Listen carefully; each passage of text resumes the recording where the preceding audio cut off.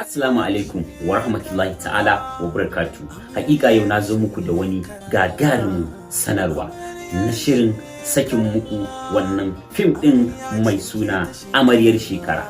Amaryar Shekara ya samu tacewar aiki daga gun ƙwararrun ma'aikata kama director, jarumai waɗanda suka san aikinsu. Hakika za ka so kalli wannan fim ɗin saboda fim ɗin nan ya ƙunshi ilmantarwa, faɗakarwa, gami da nishaɗantarwa duk a cikin wannan shiri mai suna Amaryar Shekara. A ina za a dinga ɗora wannan shiri mai suna Amaryar Shekara? Akan YouTube ɗinmu mai suna Umar Faruk ne TV a duk ran Asabar da misalin karfe 8 na dare.